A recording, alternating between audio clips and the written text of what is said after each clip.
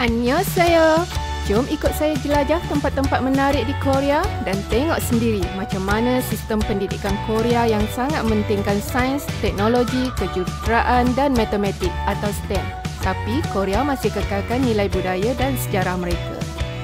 Destinasi pertama, Ajibong Peace Eco Park di Jimpu. Bayangkan anda boleh nampak Korea Utara dari sini sambil tengok panorama Sungai Han yang mendamaikan. Lepas tu, kami belajar buat gochujang, paste cili merah Korea yang selalu ada dalam hidangan bibimbap dan tteokbokki. Siap dapat sijil dan boleh bawa balik lagi. Next stop, Museum Hae di Paju, Gyeonggi.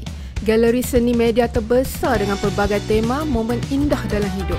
Museum yang menggabungkan seni dan teknologi. Kami akhiri hari kedua lawatan di Hyundai Motor Studio Goyang, pusat pengalaman automotif terbesar Hyundai. Boleh tengok proses pembuatan kereta, simulator dan mobiliti masa depan. Hari ketiga, kami ke Universiti Ilji yang menawarkan pelbagai program dalam bidang kesihatan dan perubatan. Memiliki kemudahan yang moden dan guna AI untuk mudahkan pembelajaran. Memang wow.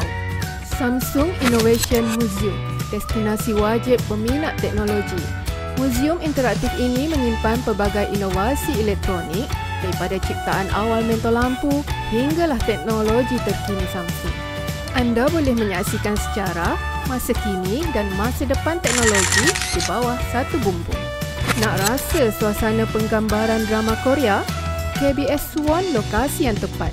Di sini anda boleh lihat set penggambaran mereka, teknologi penyiaran dan macam-macam. Kemudian kami ke Starfield Suwon. Jangan lupa singgah di Yeol Madang Library, perpustakaan 4 tingkat dalam pusat beli belah. Paling best di Kyochon Chicken Experience Center. Kami belajar sediakan ayam goreng Korea. Sendiri buat, sendiri makan, sedap. Hari keempat kami memang fokus STEM sahaja. Pertama, Korea Research Institute of Bioscience and Biotechnology atau KRIB. Kedua, Electronics and Telecommunication Research Institute atau ETRI. Dan yang ketiga, Korea Aerospace Research Institute atau KARI. 3 institusi mega dalam dunia biosains, teknologi dan aeroangkasa. Memang terbukti bertaraf kelas dunia. Hari kelima, kami ke Sekolah Menengah Perempuan Choyun.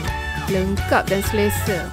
Menariknya, pelajar tak wajib pun pakai pakaian seragam kecuali kalau ada program rasmi. Semua bahan belajar di hujung jari sahaja. Kemudian kami ke Museum Nasional Korea, koleksi seni, artifak dan warisan ribuan tahun. Destinasi wajib penggemar sejarah dan budaya.